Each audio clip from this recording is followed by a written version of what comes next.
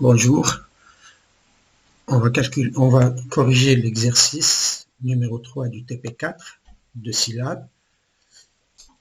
Alors, qu'est-ce qu'on a dans cet exercice? Alors, on vous dit que soit la suite UN avec n appartenant à grand N, définie par son premier terme U0 égale à 1, et la relation de récurrence que vous avez devant vous.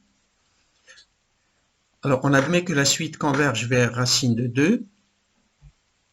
Écrire donc un script qui calcule le plus petit entier naturel petit t,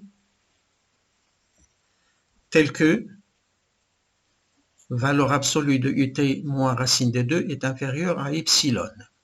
Alors, c'est quoi ce epsilon? Il est tapé au clavier par l'utilisateur. Alors, on doit prendre, bien sûr, pour epsilon, une valeur très petite.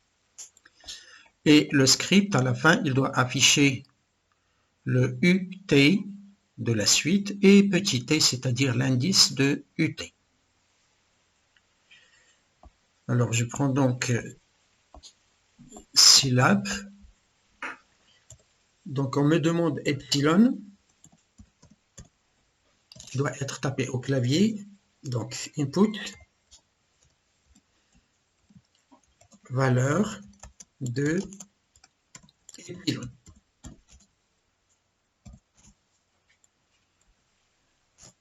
Après, j'ai donc U0 qui est égal à 1. Donc, je commence par les données. Et puis, je vais calculer tous les termes. Alors, je vais calculer tous les termes de la suite qui sont supérieurs ou égaux à epsilon en faisant cette condition. Donc, valeur absolue de ut moins racine de 2, supérieur ou égal à epsilon. Et lorsque j'aurai la négation de ce test logique, j'aurai donc trouvé petit t qui satisfait la condition que vous avez ici. Alors, comment je vais faire donc? Je vais donc faire une boucle tonque. Alors, valeur absolue, donc j'utilise la fonction abs de u moins sqrt de 2, valeur absolue de 2, supérieur ou égal à epsilon qui est tapé par l'utilisateur au clavier. Alors, dans la relation de récurrence, vous avez donc un est égal à 1 demi de un moins 1 plus 2 sur un moins 1. Donc, je vais avoir donc u suivant est égal à u précédent, donc est égal à u précédent plus 2 sur u plus 2 sur u, voilà, et un demi de tout ceci. Donc le tout est divisé par 2.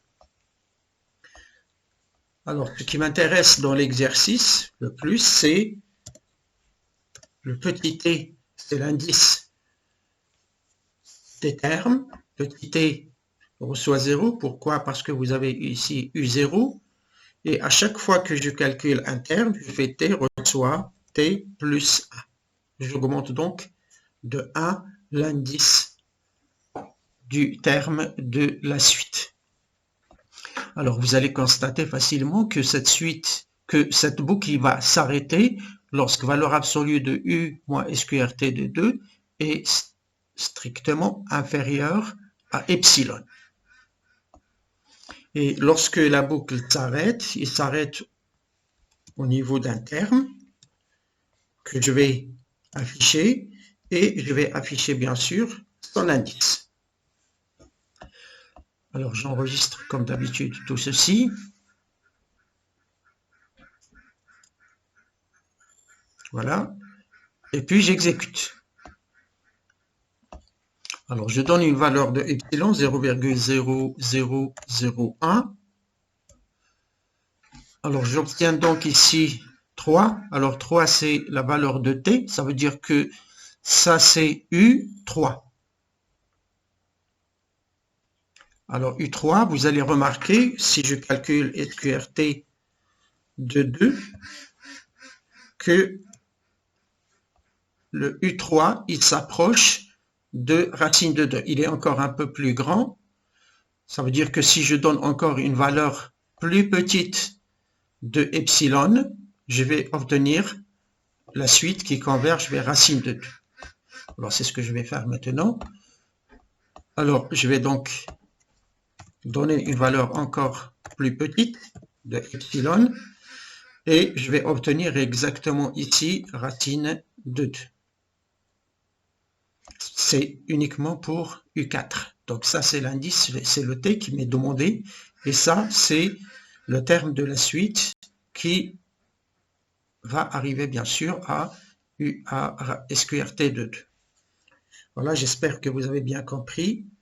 Et à la prochaine.